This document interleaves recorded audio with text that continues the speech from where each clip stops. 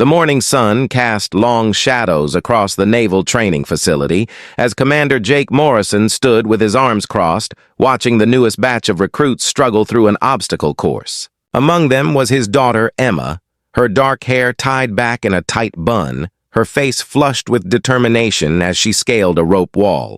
Jake couldn't help but chuckle as she slipped twice, her boots scrambling for purchase against the weathered wood. "That's my girl," he muttered to himself, shaking his head with a mixture of pride and amusement. Still got a long way to go. It was 9:35 a.m., and the air already shimmered with heat that promised a brutal day ahead. Standing beside him, Lieutenant Commander Marcus Reed, Jake's top SEAL and closest friend for over 15 years, had been silent throughout the morning drills. But as Emma dropped from the final obstacle and jogged past them, something changed in Marcus's posture. His entire body went rigid, his weathered face draining of color as his eyes locked onto the young woman. Jake noticed immediately and turned to his friend with concern, but before he could speak, Marcus grabbed his arm with surprising force. "That scar," Marcus whispered, his voice barely audible, trembling with something Jake had never heard before. Fear. "On her left shoulder blade?" "Jake, tell me I'm wrong." His grip tightened. "Black Widow?" Jake's laughter died in his throat. The nickname hit him like a physical blow, dragging him back 23 years to a night he'd spent decades trying to forget. "That's impossible," he said, but his voice lacked conviction. "Emma's my daughter. I've raised her since she was 3 months old." Yet even as he spoke, memories began clicking into place like puzzle pieces he'd deliberately scattered. The way Emma sometimes moved with a grace that seemed beyond her training, the nightmares she'd had as a child, speaking in a language he couldn't identify. The faded scar tissue on her shoulder that doctors said looked like a burn mark, but had always seemed too precise, too deliberate. Marcus pulled Jake away from the other instructors, his face grave. "Operation Crimson Night, December 2002. You remember?" How could Jake forget? It had been their first major covert mission deep in the mountains of Eastern Europe. They'd been sent to extract a high-value intelligence asset who'd been compromised. "We found that compound," Marcus continued, his words coming faster now. "The one that wasn't on any map. Children being trained as operatives. You remember the girl they called Black Widow? Maybe 5 years old, already more dangerous than half our team." Jake's stomach twisted. "We got her out. Handed her to the agency. They said they'd place her with a safe family." "Your family, Jake," Marcus said quietly. "They placed her with your family." The weight of the revelation settled over them both. Jake's mind raced back to how Emma had come into his life. His wife, Sarah, dead from cancer only months before, had left him shattered. Then the agency had called with an unusual request. A baby girl needed immediate placement with someone who understood operational security. No questions asked. He'd been so desperate to fill the void Sarah had left, so eager to have purpose again, that he'd never questioned the convenient timing or the sealed records. The afternoon training session began at 2:15 p.m., but Jake couldn't focus. He watched Emma with new eyes, seeing things he'd missed or chosen to ignore. The way she assessed every environment before entering, how she never sat with her back to a door, her uncanny ability to read people, to know when someone was lying. Skills he'd attributed to growing up in a military household suddenly took on a sinister context. During hand-to-hand combat drills, Emma moved with a fluidity that made her partner, a male recruit twice her size, look clumsy in comparison. When she executed a complex disarm that wasn't in the standard curriculum, Jake felt his blood run cold.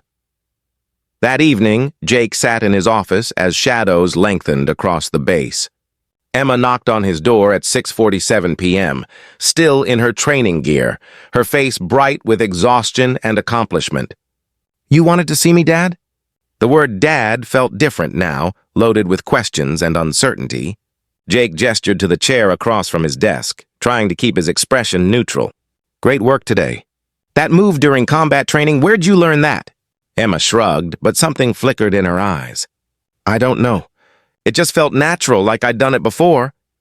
She paused, her fingers unconsciously touching her left shoulder. "Sometimes I have these dreams. There's snow and stone walls and voices speaking Russian. Do you think memories can live in your bones?" Jake's carefully constructed composure cracked. "Emma, there's something we need to discuss. About where you came from. About who you might have been before you were my daughter." Emma's reaction wasn't what he expected. Instead of shock or denial, her shoulders relaxed as if she'd been waiting for this conversation her entire life. "I know," she said softly. "Or at least part of me has always known I was different. That the story about being adopted after my birth mother died wasn't complete." She looked directly at him, and in that moment, Jake saw both the 5-year-old girl who'd changed his life and something older, something forged in circumstances no child should endure. "Am I in danger? Are you?" Before Jake could answer, Marcus burst through the door, his face urgent. "We've got a situation." Intelligence just intercepted chatter. The organization that ran that compound, they've been searching for their missing assets for years. They've narrowed their search to this base. The room suddenly felt smaller, the walls closing in. Jake stood, his protective instincts overriding everything else. "How much time do we have?" Marcus checked his watch. The intercept was from 8 minutes ago. If they're already in motion, maybe hours, maybe less. Emma stood too, and the transformation was remarkable. The trainee uncertainty vanished, replaced by cold calculation. The compound in my dreams, it had a symbol. A red spider on black stone. That's them, isn't it? That's where I'm from. Jake wanted to lie, to protect her from this truth, but she deserved honesty. "Yes, we pulled you out during a raid. You were being trained as an operative, conditioned from birth. We thought we'd saved you, given you a normal life." Emma's laugh was bitter. "Normal? Dad, I've been fighting memories and instincts my entire life. Part of me always knew how to hurt people, how to survive. I just didn't know why." She moved to the window, scanning the darkening base with professional efficiency. "If they're coming for me, we need a plan. I won't let them use me, and I won't let them hurt anyone here to get to me." The next hours blurred together in a flurry of preparation. Jake coordinated with base security while Marcus assembled a team of trusted SEALs. Emma, meanwhile, seemed to tap into something dormant within her. She sketched layouts of facilities she shouldn't remember, identified potential security vulnerabilities with frightening accuracy, and suggested tactical approaches that impressed even Marcus. "She's remarkable," Marcus whispered to Jake at 11:23 p.m. as they watched Emma brief the security team. "Whatever they did to her, whatever training they forced on her, she's transformed it into something else. Something better." The attack came at 2:37 a.m., not with the expected assault, but with subtlety. 3 operatives disguised as maintenance workers attempted to breach the facility's east perimeter. They were well-trained, nearly invisible, but Emma had predicted their approach perfectly. "They'll come quiet," she'd said, "testing defenses before the main push. They want to extract, not engage." She'd been right. The security team apprehended the operatives without a single shot fired. But Emma knew it wasn't over. That was reconnaissance. They're regrouping, coming back with more resources. Jake made a decision then, one that went against every protective instinct. "Emma, I need you to trust me. We're going to set a trap, but you'll be the bait." Emma met his eyes without flinching. "Tell me what you need." The plan was dangerous and relied entirely on Emma's fragmented memories and newly discovered skills. They would let the next wave penetrate deeper, believing they'd found an opening, then close the net. Emma would confront whoever led this operation, someone from her past who might trigger more memories. "I'm scared," Emma admitted as they prepared, her vulnerability showing through. "Not of them. Of what I might remember. Of who I might have been." Jake pulled her into an embrace, his voice thick with emotion. "Listen to me. Whatever you were, whatever they tried to make you, that's not who you are now. You're Emma Morrison. You're my daughter. You're brave and kind and strong, and nothing from your past changes that." Emma held him tight, drawing strength from the only father she'd ever known.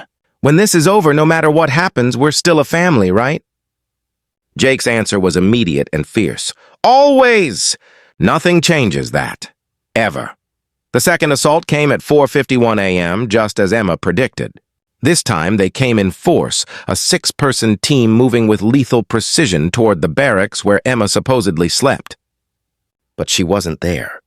She was waiting in the training facility, standing alone in the center of the large room, illuminated by a single overhead light. When the team leader entered, Emma's breath caught.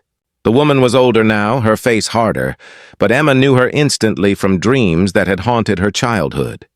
"Irina," Emma whispered, the name emerging